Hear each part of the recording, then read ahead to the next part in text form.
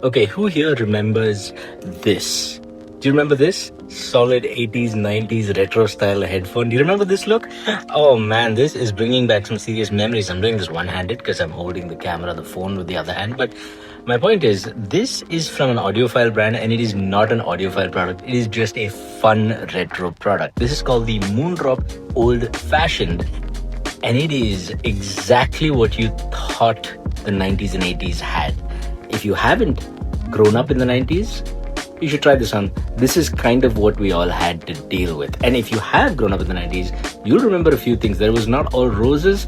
Well, neither is this. So it's a simple headphone design, metal headband. So that's nice. You can stretch it out to whatever head size you have. It's got beautiful dark translucent plastics and some lovely accents with that color pop and some graphics, all very retro cool and in keeping with some of the other Moondrop cheap IEMs out there.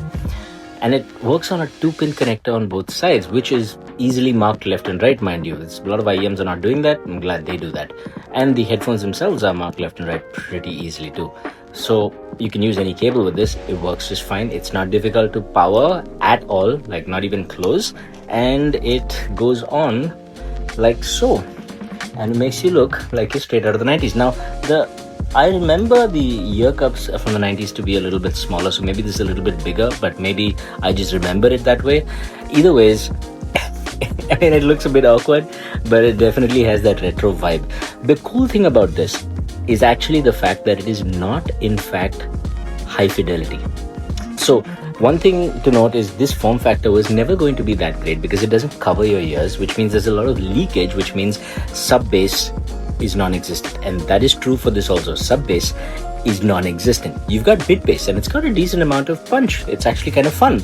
You've got mids that seem a little bit on the forced side, I will admit, but overall sound pretty nice, fun, very intimate, very mid-forward. So it's like the mids are right there in front of your face, kind of like this. If you like that Sennheiser HD6XX style of mids, you probably will like this, although the Sennheiser ones will be a little more relaxed. This will be a little more intimate, a little more forward. Treble is quite rolled off. It's not sparkly. It doesn't have that, high frequency character.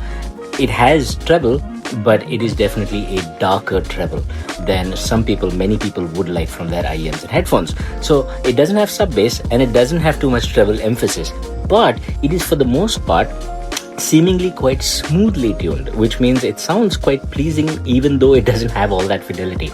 And that is the definition, in my opinion, of lo-fi.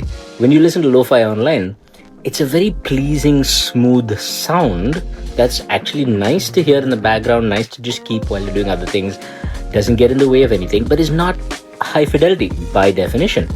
This is exactly that. It's a inexpensive pair of fun retro looking headphones that you can just put on. It's really lightweight. You can throw it in a backpack. It's so cheap you don't even care.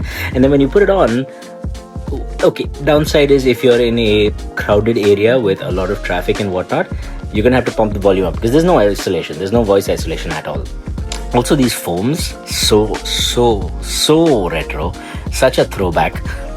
But when you throw these on, you've got a chilled out, well-tuned, but still lo-fi sound. Like it's nice and smooth across the frequency range that it does reproduce.